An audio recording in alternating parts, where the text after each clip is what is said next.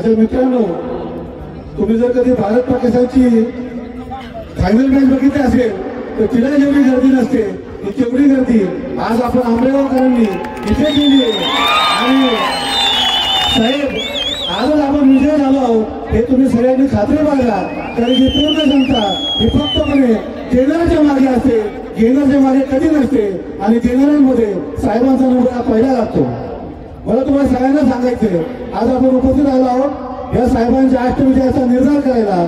आणि आपला निर्धार असा झाला आहे की कुठल्याही प्रकारे यावेळी मागच्या वेळी 1,22,000 मतांचं होतं, यावेळी 1.5 लाखाच्या आसपास आपण ते घेऊन जायचे। नाही आपण हे सगळं 1.5 लाख मतांना का द्यायचे, तर हे द्यायचे आपल्या आंबागावच्या विकासाला, आपल्या धरणाच्या प्रश्नाला।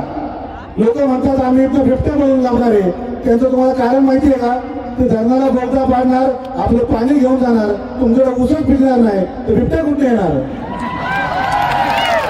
आणि ज्या माणसांनी आजपर्यंत कुठली एकही निवडणूक लढलीच नाही अशांनी साहेबांपुढे उभं राहायची, जे काही मूर्खपणा केला आहे।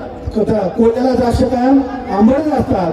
आजपर्यंत त्यांना जे काय मिळालं, 10 वर्ष त्यांना चेअरमन पद मिळालं, 7 वर्ष सभापती मिळालं, हे साहेबांनी दिलेलं दान होतं। आणि ज्यांनी दान दिलं त्याच्या पुढे मान उभं करून उभं राहत आहेत, त्यांची लायकी सुद्धा नाही की यांनी या निवडणुकीत उभं राहिलं पाहिजे। जेवढे काय भगिनी आहेत मी बऱ्याच 12,000 महिलांना सप्तशृंगी देवीला दर्शन दिलं आणि सांगितलं होतं की मी तुमच्याकडे एक दिवस भाऊबीज मागेल।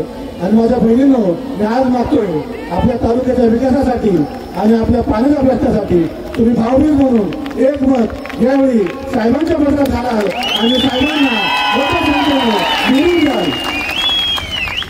तुम्ही विचार करसाल की आज मी सुद्धा तयारी करतो आणि मी का थांबलो?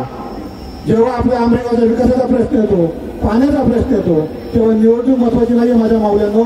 तुमच्या चेहऱ्यावरचा हसू, त्या म्हाताऱ्या लोकांच्या डोक्यावरची कडक इस्त्री टोपी हे महत्वाचं आहे। पैसे काय कधी कमवता येतील हो, पण माणसं, त्या माणसाने जे कमवलेला विश्वास आहे, साहेबांनी जे कमवलेला इथं सर्वांना विश्वास दिला आहे की साहेब हे कायम आणि कायम आंबेगावच्या जनते पाठीमागे असेच पाडासारखे उभे राहतील। आणि आपणही त्यांच्यासाठी कायम आपल्या मताचं दान हे त्यांच्या पदात कायम टाकणार। आणि आंबेगावची जनता साहेब तुम्हाला अष्टविजय हा कमीत कमी 75,000 मतांनी यावेळी मोठ्या संख्येने निवडून देणार एवढंच सांगतो आणि तुमची रजा घेतो। धन्यवाद। यानंतर महायुतीचे अधिकारी